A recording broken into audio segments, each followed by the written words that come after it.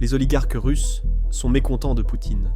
Non pas à cause de la guerre, mais parce que la Chine leur fait activement perdre des milliards. La crise a commencé par une humiliation publique massive.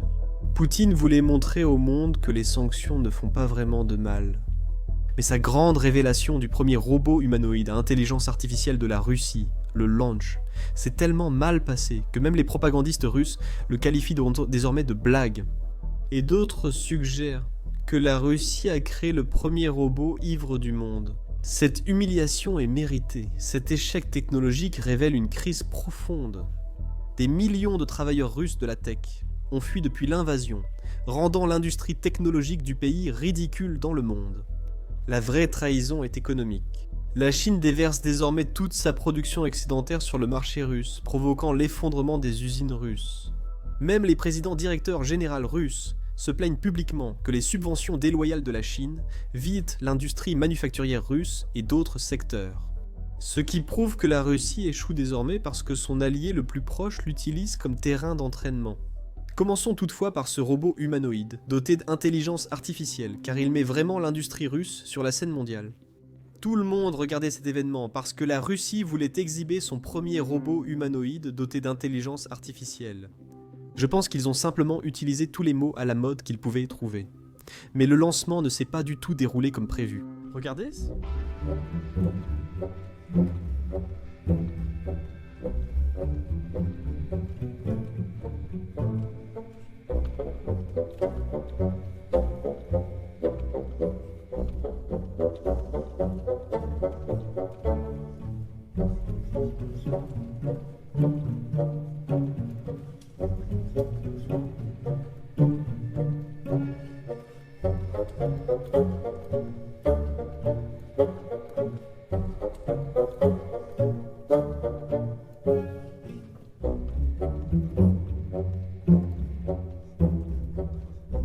Certaines personnes affirment que ce n'est pas un robot, mais Dmitri Medvedev déguisé. Mais la théorie que je trouve plus crédible, c'est que la Russie a créé le premier robot ivre du monde, ce qui, honnêtement, correspond mieux à un pays comme la Russie. En plus, cela donne à la Russie ce qu'elle souhaite vraiment, être le premier pays à accomplir cela. Mais il semble que certains propagandistes russes ne soient pas satisfaits de la façon dont tout cela s'est passé. Écoutez simplement cette réaction. Vous devrez m'excuser, je suis juste assis. Pardonnez-moi, mes amis, je suis dans un état de légère. Fureur. Car Pour une raison inconnue, une présentation d'un robot humanoïde a eu lieu hier dans notre pays. Écoute, explique-le simplement. Ah, moi, qu'est-ce que tu fais? qu'est-ce qu'il y a? Qu'est-ce que tu fais? Et pourquoi? Qu'arrive-t-il? Cette entreprise était... Qu'est-ce qui se passe? Cette entreprise est récente. Qu'est-ce qui se passe? Cette entreprise a été récente. Qu'est-ce qui se passe? Cette entreprise a été créée récemment et donc ils l'ont prise pour la montrer. Ici et là. Tellement incroyable. L'argent avait déjà été alloué. Ah, je ne peux pas dire de gros mots. Mais donc, Tu comprends, c'était beaucoup. ici... Sur la musique de Rocky, ils font venir sur scène un homme idole russe. Deux gars l'accompagnent. Il tombe par terre.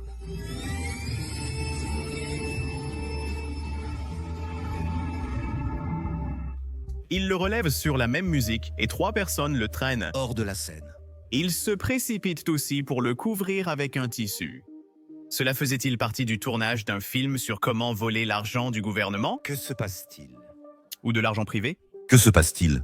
De quoi s'agissait-il exactement? Qu'est-ce que c'était que cette interminable... Honte au juste?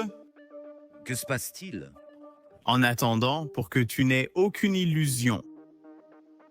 Simultanément, camarades chinois, Que se passe-t-il?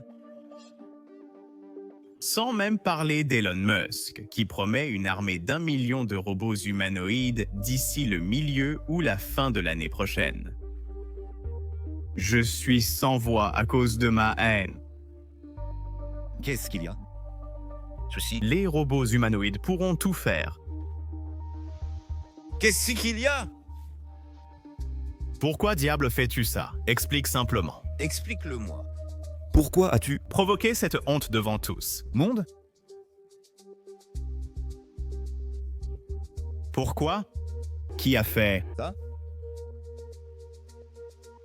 Une source du marché a dit à Ria, Novoski, quel est... coûte $10 Peut-être... entre 100 millions et 300 millions de roubles. Qu'est-ce qui choqué, Nokia?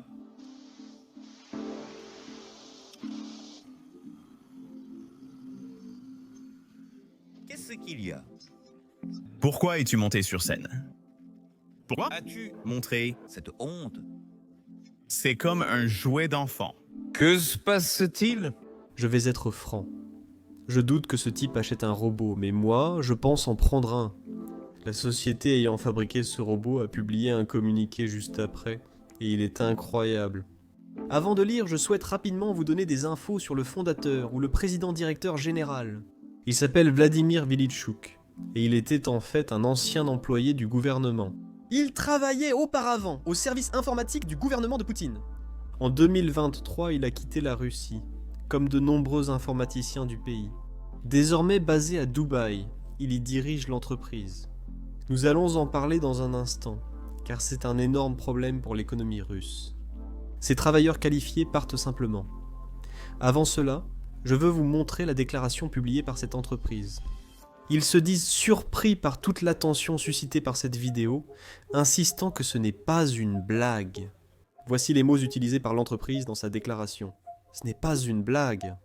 L'entreprise a affirmé dans un communiqué être l'une des plus avancées en Russie et au même niveau que les grandes entreprises internationales. Après avoir lu ça, je pense qu'il troll juste le monde entier. Peut-être que c'est Medvedev déguisé. Mais passons à un point plus sérieux. Parce que toute cette histoire met en lumière un gros problème auquel l'économie russe est réellement confrontée. Et ce problème, c'est l'exode des spécialistes russes de la tech. Les travailleurs russes du secteur technologique ont tout simplement quitté le pays, depuis le début de l'invasion. Mais cette tendance s'est vraiment accélérée en septembre 2022. C'est alors que Poutine a voulu lancer une mobilisation massive, après que son opération militaire de 3 jours soit devenue bien plus longue. Parce que l'économie russe a tellement reculé dans ce secteur qu'il est presque impossible de s'en remettre en peu de temps, même si la guerre s'arrêtait demain.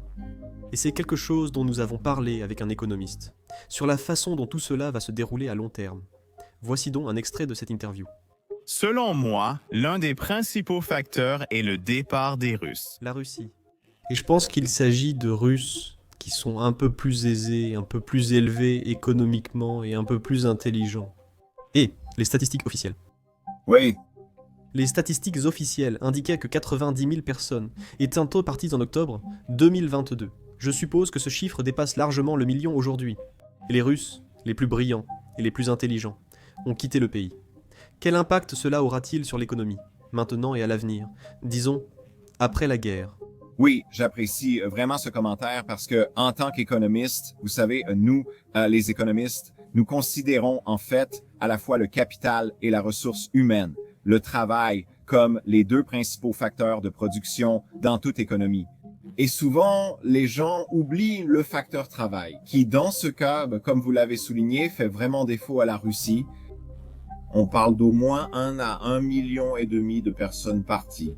Et comme vous l'avez souligné, ce sont généralement des personnes plus aisées, ils sont mieux éduqués, ils parlent généralement une langue étrangère, ce qui leur permet de s'intégrer plus facilement dans d'autres pays. J'avais quelques amis en Russie et pratiquement tous sont partis après l'invasion à grande échelle parce qu'ils étaient très ouverts dans leur opposition à la guerre. Le service fédéral de sécurité, l'ex-KGB russe, les poursuivait littéralement. Donc ils ont dû partir et beaucoup de gens sont partis. Ajouter à cela les soldats mobilisés, donc des personnes qui sont actuellement dans l'armée ont été mobilisées. Et donc, nous parlons d'environ 3 millions, au moins 3 millions de Russes qui ne font pas partie de la population active. Ajoutez à cela le vieillissement de la population en ce moment. La Russie connaît l'un des pires cas de vieillissement démographique et de crise démographique. Quand le taux de natalité est trop bas, la Russie voit sa population diminuer, surtout ces dernières années. Et donc, l'impact se fera sentir à long terme, n'est-ce pas? Donc, l'impact sur la main-d'œuvre se fait déjà sentir dans de nombreux secteurs, et surtout dans le secteur de l'économie civile, qui n'est pas une économie militaire.